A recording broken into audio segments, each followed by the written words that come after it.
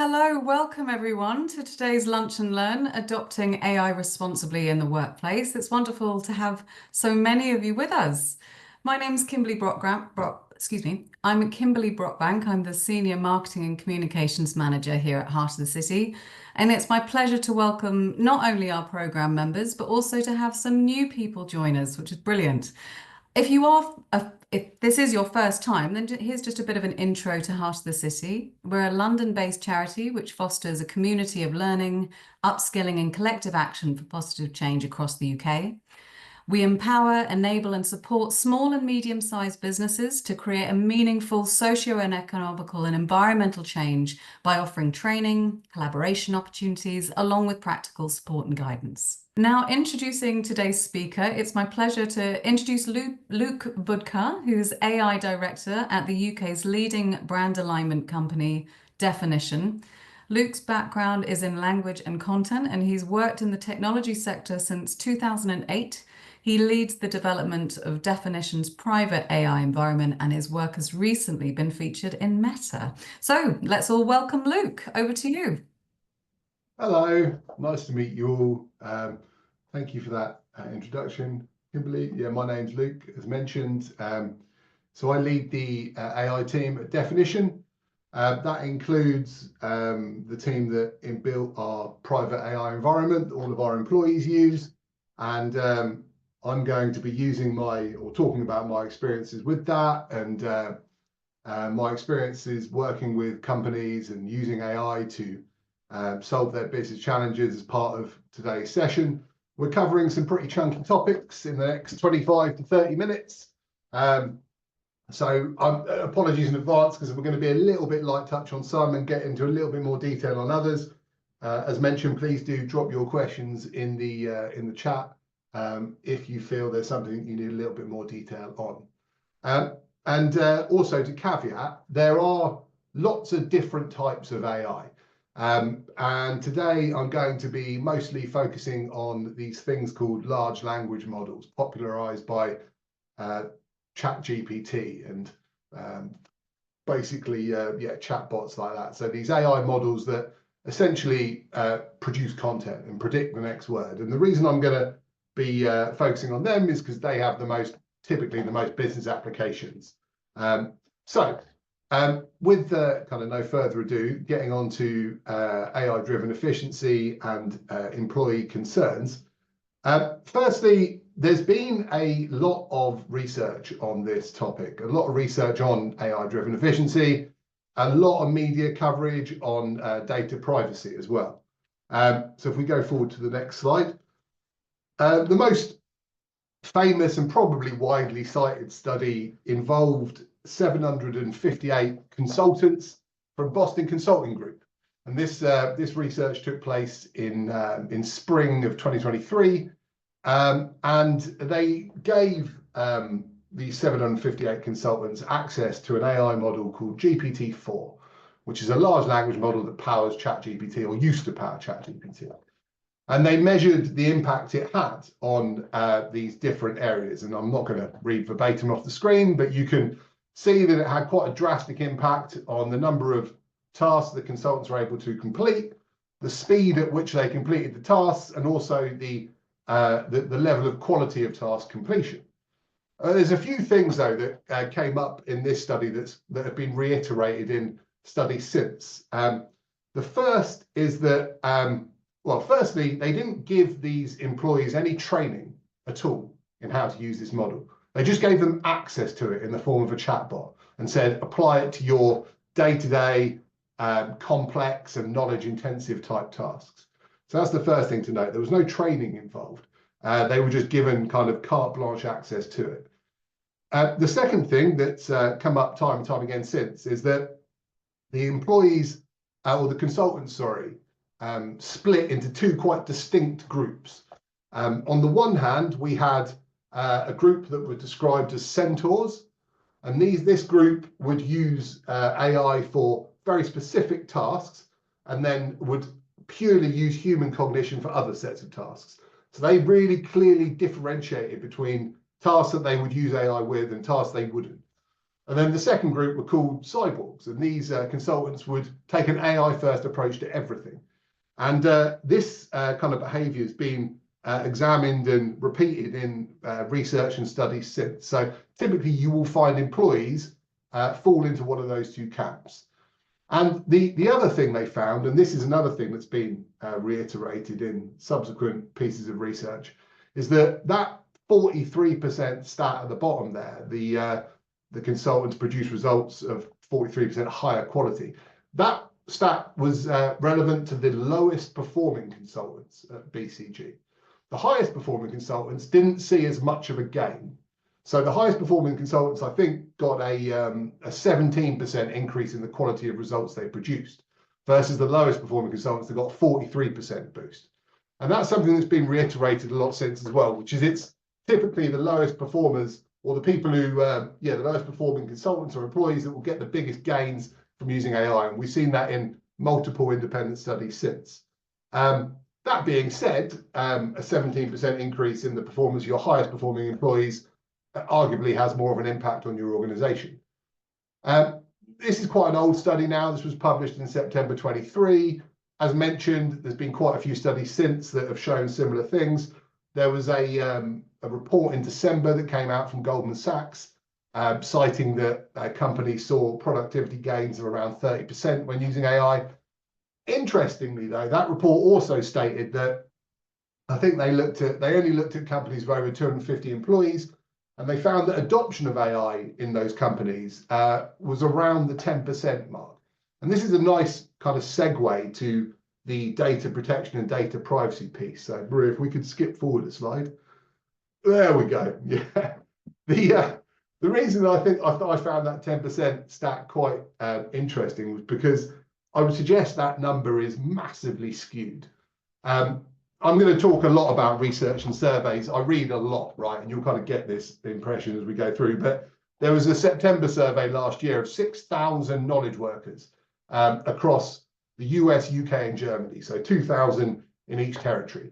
And the researchers defined a knowledge worker as somebody who uses a desk and a computer at work. That was kind of like how they defined them, as people who primarily work at a desk with a computer. And they found of these 6,000 employees, half were using shadow AI. So this is just essentially normal AI like ChatGPT or whatever, but it's not AI that's been permitted by their employer. It's not AI that they're allowed to use. And this is this kind of rising trend towards shadow AI, which is employees using AI at work, even if they're not allowed to use it. Interestingly, of those, say, 3,000, that 50% that admitted they were using AI, even though they weren't necessarily permitted to, 70% of those 3,000 survey respondents said they were using it even though they were aware of the data governance risks. And this is obviously a problem, right? And the reason this is a problem is because if your employees are typing in bits and pieces, entering lots of confidential information into some of these AI tools, then what they put in could quite easily be sucked up and used for training future iterations of the same AI model and then regurgitated. So if we just look at ChatGPT, for example, ChatGPT now has 300 million users around the world. If you type something into a version of ChatGPT that uses your inputs as training data in future, then yeah, you could be giving away who knows what. And the fact that we have this like kind of 50% shadow AI stat is concerning. The earliest example of this that comes to mind is Samsung caught its engineers debugging its proprietary code using a free version of ChatGPT quite early on in the generative AI revolution. And I think famously instantly changed all their employment contracts overnight to say, if we catch you, you're in a lot of trouble. So if we go forward a slide, please. So what all I've done here is just to prove the point, is to pull a few of the screenshots from the T's and C's from some of the most common AI vendors. So this is obviously Google. They make a tool called Gemini. They have a model called Gemini. It's a large language model, as you can see here.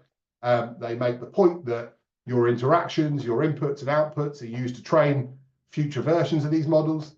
If you can click a couple of times, Maria, or just once, sorry, and then again in a second. This is a screenshot from Microsoft Copilot. Once again, the free version. Microsoft uses your interactions for AI training, not just what you type in, but also your voice interactions as well. And then one final time.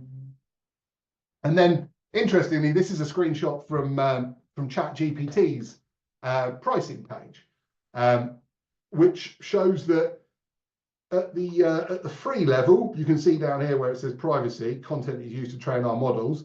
Opt out is available, so you can opt out, but by default, opt in, it's opt in.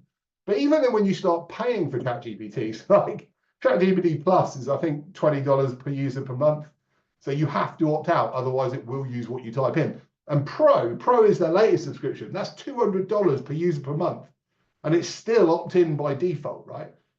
It's only when you start using the team and the enterprise versions of ChatGPT, which are designed for companies who want to kind of buy a load of licenses at the same time, or when you start using the API, which is a way to it's like a bridge basically between things you build and their AI models. Only then is your data opt out by default. So it's just really important, if you are using these tools, to examine the T's and C's to make sure that you're using something that's compliant for your organization.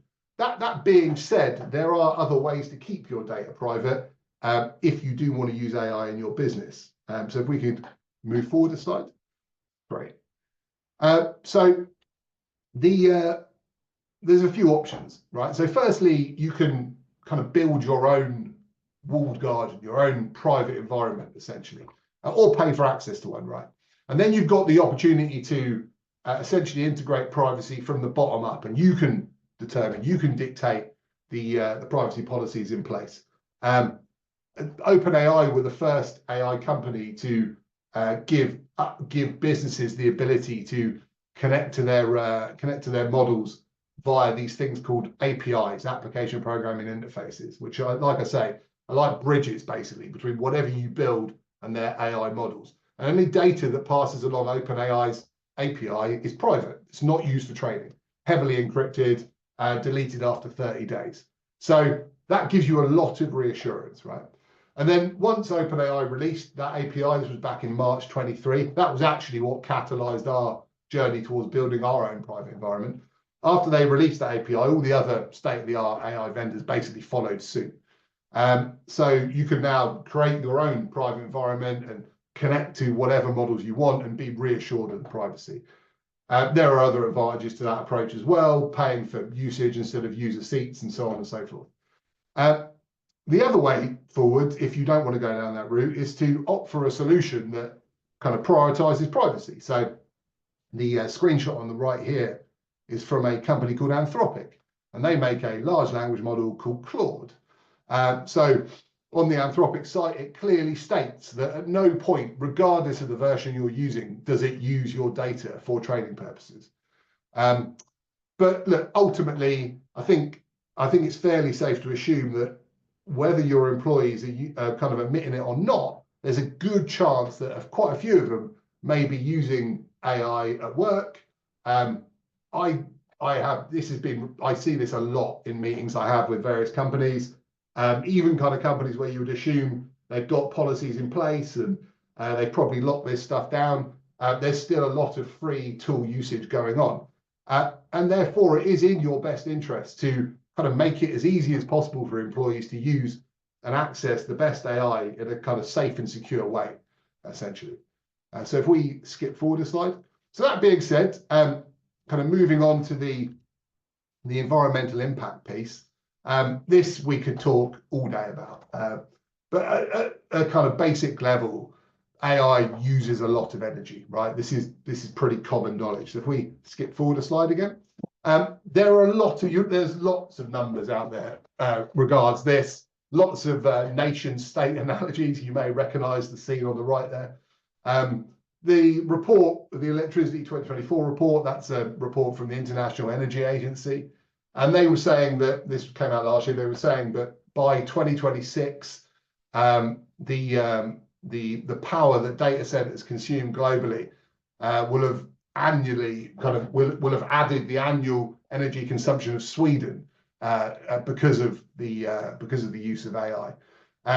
Google last year in their environmental report admitted that its carbon emissions have increased by 48% in the last 5 years. I mean, I could go on. In May last year, Microsoft said that I think since 2020, its carbon emissions have risen by 30%, for example.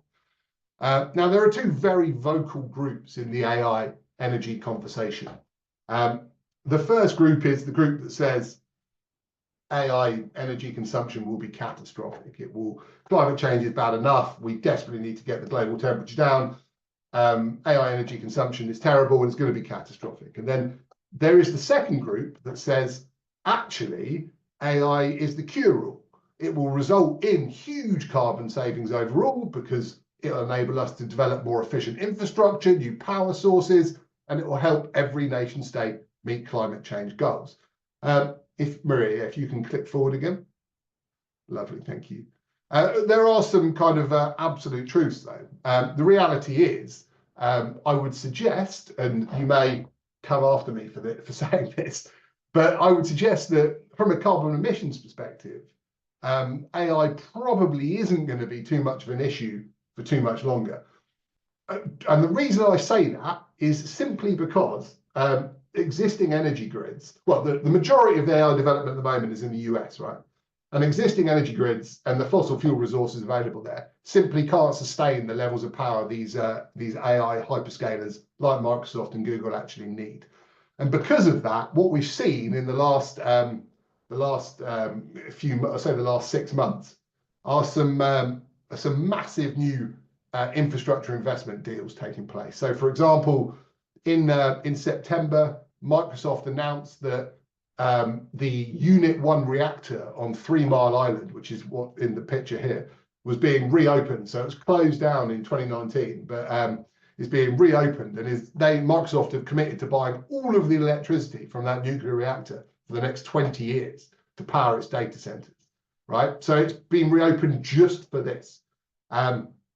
Likewise, in October, Google struck up a first of its kind deal and have invested in a series of new kind of small reactors, once again nuclear reactors, to power the data centers that are crucial to its AI technology development. So simply because there isn't enough fossil fuel around to power these things, by necessity, there was a White House statement late last year where your Googles, your OpenAIs, your Microsoft have all committed to becoming carbon neutral. But I would suggest it's probably more out of necessity than any desire to do a good for the world. It would also be remiss not to mention the potential of nuclear fusion at this point as well, which is this like kind of this dream clean technology, clean energy technology, right? It's always been like 30 years away. Whenever you hear about nuclear fusion, it's always going to be like the next greatest thing, but never quite happens. However, it feels like we are getting closer and closer to that. I know the World Economic Forum announced earlier this month, or late last year it was, or maybe earlier this month actually, I think, that the first commercially viable power station, nuclear fusion power station, is coming online in 2027. The OpenAI founder, Sam Altman, has made a massive investment of $375 million of his own money into a nuclear fusion startup. He actually tweeted about it today. He said he was there yesterday, and the progress is astounding. He did an interview with Bloomberg earlier this month where, I quote, he said, "We should just race towards that and be done." Because ultimately AI needs a lot of energy. The development of new models needs a lot of energy. Yeah, it's got to come from somewhere, essentially. But yeah, the truth of the matter is these kind of big AI players are making huge infrastructure investments because it is a power-hungry technology. Maria, could you give me a skip forward? Lovely. And then there's the second camp is the camp of the kind of short-term pain, long-term gain type camp. And former Google CEO Eric Schmidt very much falls into this camp. This is a quote from a think tank he was at back in October. And I mean, we've seen in the last couple of weeks, I think the US have pulled out of the Paris Climate Agreement again. And yeah, we've got nation states missing climate change goals. We've got nation states not committing to climate change goals. He is of the opinion that essentially we should damn it to heck and just go full steam ahead with AI, because it's the only way we've got out of this problem, out of the problem of the Earth heating up each year. He thinks that as a race, we are essentially doomed unless AI can work it out for us. Now, that feels a little bit of an all guns blazing, maybe slightly irresponsible approach to it. But yeah, there are certainly a lot of people in that camp, so it'd be remiss not to mention them. If we can skip forward again. So that being said, if we assume that the carbon neutrality will be achieved, that piece will be achieved, and I know that's a big assumption, but as pointed out, like there's a lot of these kind of carbon neutral power sources coming online now, and therefore AI adoption will increase. How do we then therefore kind of manage workplace culture and employee well-being? Obviously, I'm not an HR expert by trade, but I've certainly got thoughts based on my experience at Definition, my company, and experiences with our clients as well. So we can skip forward again. Firstly, going back to that survey, that shadow AI survey, of those 6,000 knowledge workers, 46% said they wouldn't give it up even if it was banned. And I suppose you've got to ask why. Well, the reason was because those workers, those employees that are using it and said they wouldn't give it up, believe that ultimately AI will help them get promoted faster. It will help them be paid more. And this is simply because of the increases in their own personal performance. There is a truth to this, though. And you can see it quite clearly in companies like Klarna, for example, the buy now, pay later company. They're a really good example of this. So if you skip forward again. This Klarna is definitely one of the most kind of publicly bullish on AI. And this is the Klarna CEO. He has forum for speaking his mind on AI, and in particular, AI job displacement as well. Klarna has reduced its headcount over the last 18 months and stopped hiring altogether because of AI. However, he is keen to point out that they are now paying their remaining employees more as a result.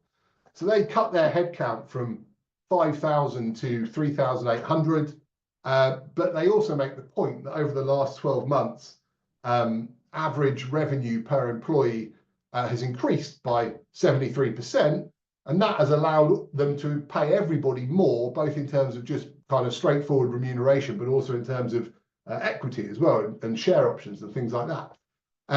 He says, and I quote, they now pay top class to the best talent, the people who are currently deep diving and learning AI.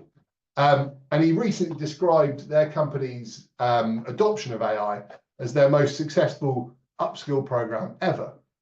And this it somewhat feels like it's the new reality. And we see this reinforced with a lot of research and surveys as well, which is ultimately employers want these kind of skills and employees want to learn these kind of skills. Not training your employees now in how to use AI is in the short term kind of harming you as their employer, but in the long term doing them a disservice as well and potentially harming their longer term employment prospects. You've probably realised by now I like a statistic. And these stats are, I've got a couple of stats here for you. They're both taken from a survey of workers, 35,000 workers done. That was done by Deco last year in July and August. What they found was only a quarter of employees had been trained in how to use AI at work. To be honest, I was actually surprised the number was that high. If you can click again, Maria, there's a second stat here. Yeah, lovely. And the other notable point from that survey was only actually half of employees surveyed were confident that their leaders had enough AI skills and knowledge to be able to understand the risks of AI adoption, but also how to use AI properly at work. And this is important, right? Because employees want a steady hand on the tiller as such during turbulent times. So what can you do, right, as an employer? And so if you click forward again, Maria. I think the first thing, and this is a gentleman called Ethan Mollick. He's a Wharton professor. He was involved in the original Harvard Boston Consulting Group survey I mentioned. He's incredibly vocal on AI. I would 100% recommend following him on LinkedIn or whichever social platform you use. But his main advice is just first and foremost, use AI. He thinks you need around 10 to 12 hours at least with a state-of-the-art model like a model from OpenAI or Anthropic like ChatGPT or Claude. He thinks you need around 10 to 12 hours just to actually learn how to use it, to figure out what it can do and how to interact with it. So first and foremost, actually just use it. And what we find is that when you give employees AI, like in the Boston Consulting Group survey, even if you don't train them to use it, they will quickly work out efficiencies. They will work out ways in which they can use it to do their jobs better. A very basic example of this is, say 2/3 of the employees at Definition use our private AI environment every week, for example. This was a stat we took from September last year. I think usage has actually increased since then, but everybody's using it in a slightly different way. And when I talk to my colleagues, I'm often surprised by kind of the ingenuity of it. And a good example of that is a colleague of mine who recently showed me that she used to spend around 3 hours a week kind of disseminating and dissecting all her written notes, right? And then she would split them by client and by task and so on and so forth. It'd take her a while, but it was a worthwhile exercise, kept her super organized, part of her week. But what she started doing is taking photos of her notes. And she'll take, say, 3 photos of her notes and she'll give it to our AI and it will then organize them by client and by action. It will draw up agendas for the next meetings and so on and so forth. And that's saving her around 3 hours a week. Now, we haven't shown her to do that. We've just kind of shown her the tool. But yeah, employees come up with all kinds of tricks and kind of ways to create efficiencies on a day-to-day basis if you just give them safe and secure access.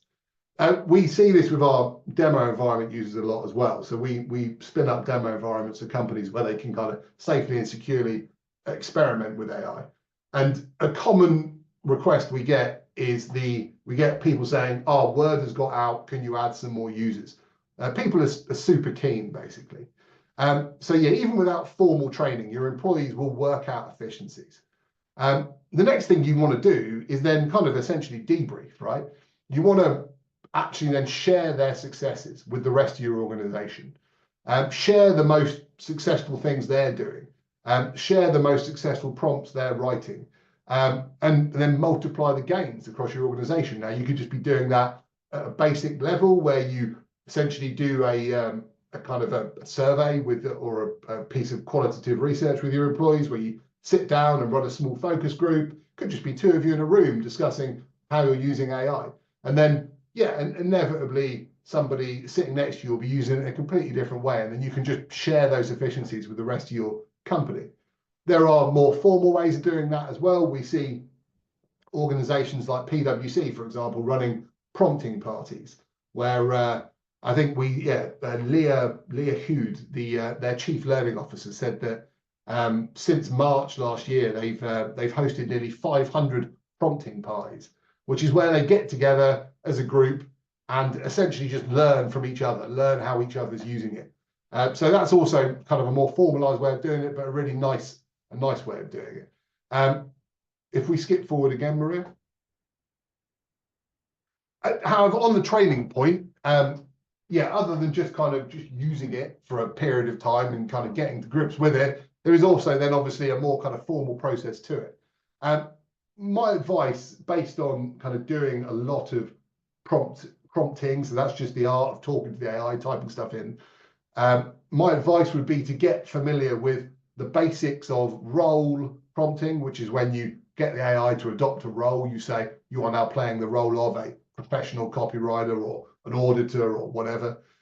Instructional prompting, which is where you give the AI a set of instructions and you want to do things like make sure you're talking in the affirmative, you're telling it what to do, what not to do, so on and so forth, and you're making your instructions super clear.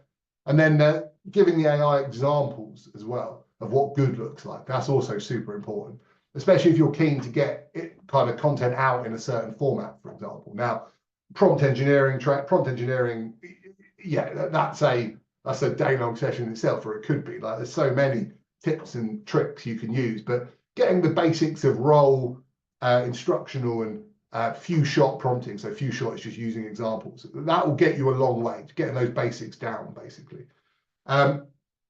Also, then consider that if you get better at prompting, it does somewhat tie into the environmental piece as well, because the fewer prompts you need to write, the less compute power it requires, the less carbon it emits, for example.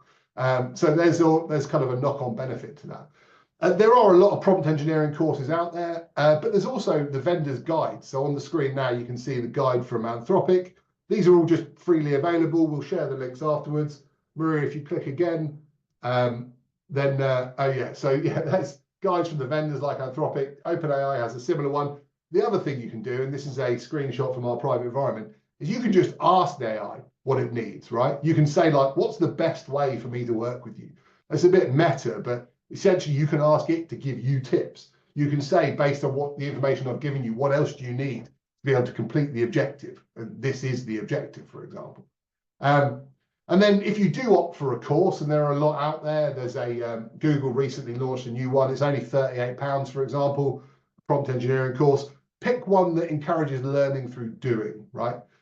Because that's inevitably gonna get you a lot further. So let's quickly move on to the final slide. Apologies, we've gone slightly over time.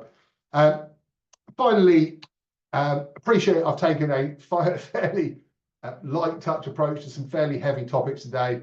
What I would say is it can be quite easy to get sucked into a rabbit hole and only kind of see quite a dystopian future, right? But the reality is we're at the beginning of something really big. It's moving incredibly quickly. We've got nation states investing more than the public sector and the private sector. We've got a lot of vested stakeholders.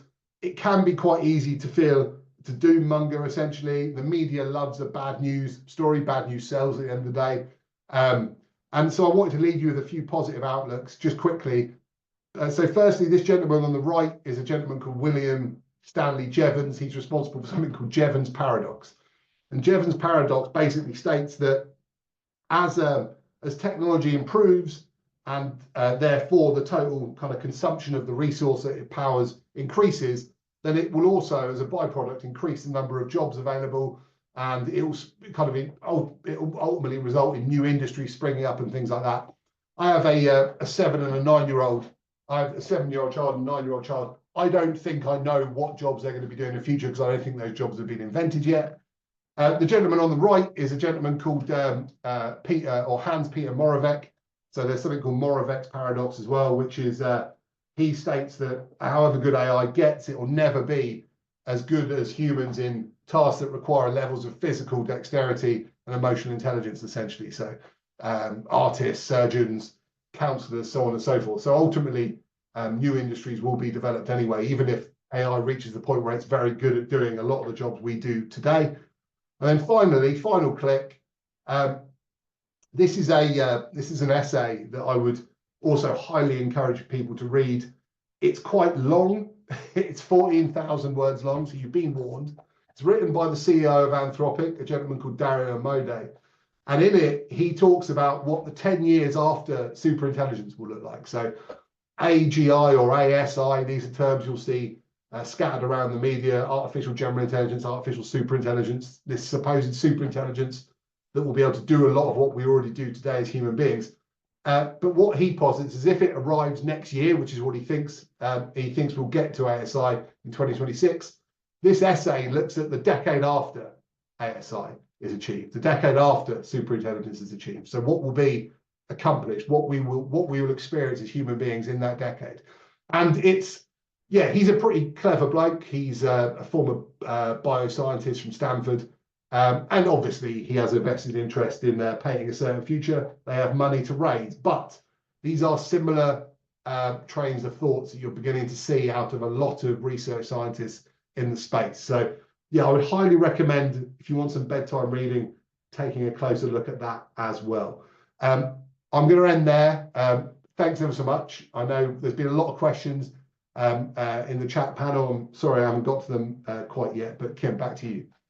No problem at all. Luke, thank you so much. Firstly, that was brilliant and really, really interesting. I appreciate it. I think we all do that. It's a huge topic, but that's definitely given us lots of food for thought.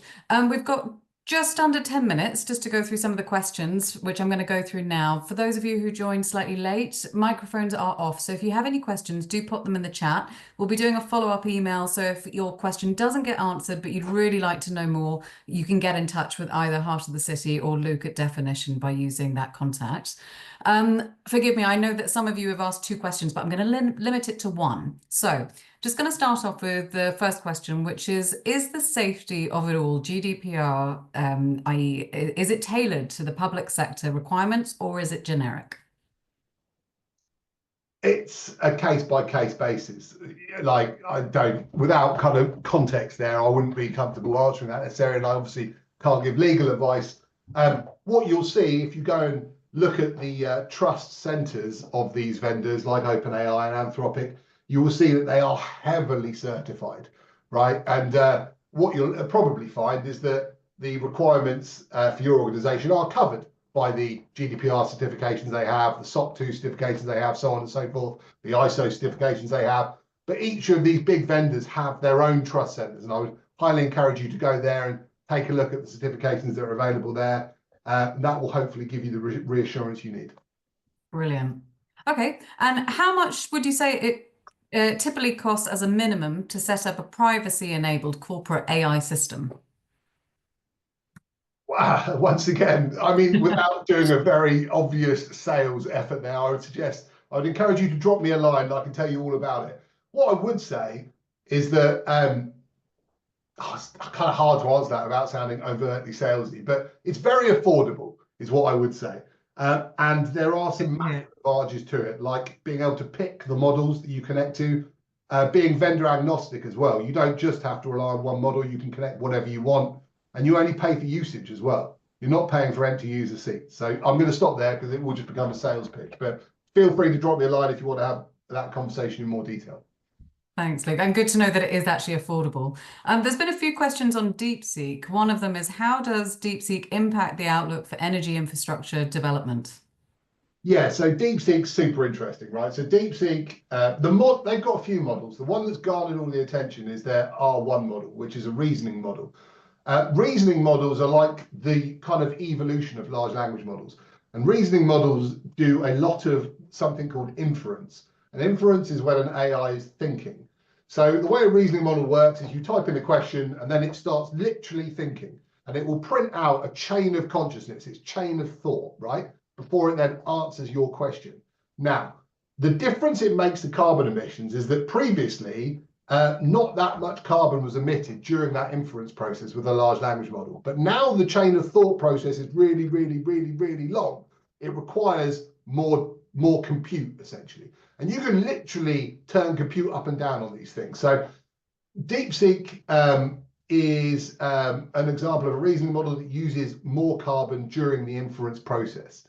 On the other hand, there's also been a massive spike in intelligence there. But yeah, it means that more carbon's now used basically during that thinking process, during the answering process. So yeah, that's probably the shortest way to answer that. Right.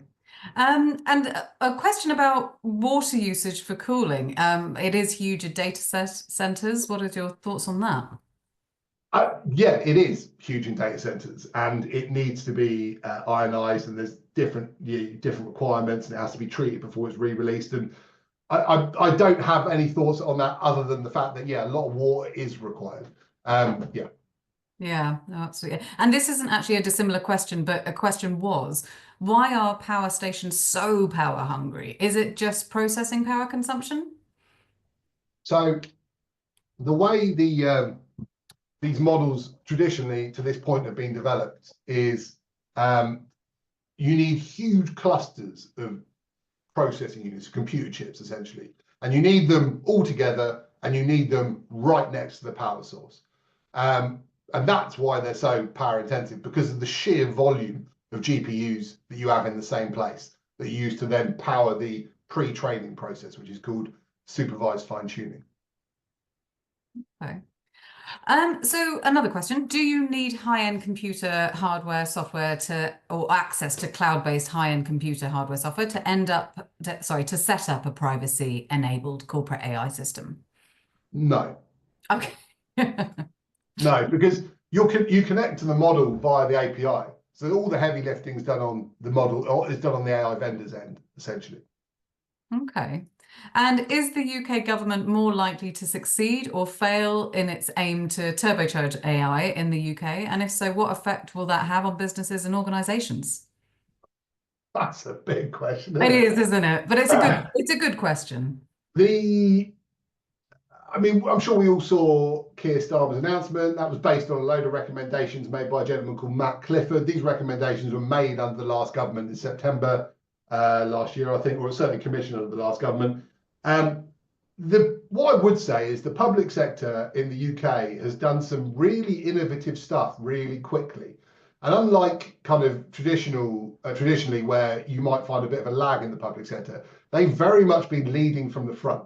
I.AI, the government's AI incubator, has done some really interesting projects that I would highly recommend you go and check out. They've really taken the approach of like identify a use case, spin up a proof of concept as quickly as possible, and then kind of prove it works and then roll it out. But they've moved fast in the private sector in a lot of ways, and it's been really impressive. And I suspect the fact that we've gone from one government to another government, the momentum has remained, and the fact that they proved to be pretty good at creating these POCs and then moving them forward. I suspect that momentum will mean we will see the UK's government doing some really innovative stuff going forward. Yeah.